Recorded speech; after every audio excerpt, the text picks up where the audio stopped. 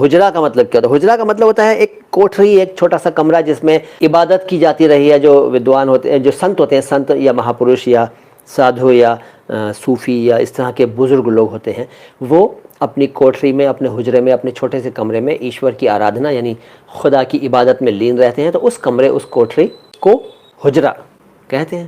سر ہم نے سنا ہے آپ کے دشمنوں کی طبیعت ناساز ہے. ہائے ہائے، کوالٹی کانٹینٹ یار، تسی دل خوش کر دیتا یار. یہ ہے بات کرنے کا انداز. دوستو آپ لوگ بھی سنیں، دھیان دیں اگر آپ کی سمجھ میں یہ بات نہیں آئی ہے.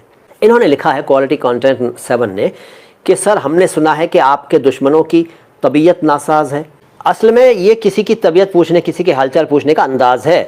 اردو میں جو روایتی، جو پارمپرک انداز ہے وہ یہ ہے، جیسے آپ کسی سے پوچھ رہے ہیں کہ بھائی ہم نے سنا ہے کہ آپ بیمار ہیں یا آپ کی طبیعت ناساز ہے. ایسا نہیں بولنا چاہیے. ایک زمانے سے یہ سٹائل رہا ہے کہ سنا ہے آپ کے دشمنوں کی طبیعت ناساز ہے.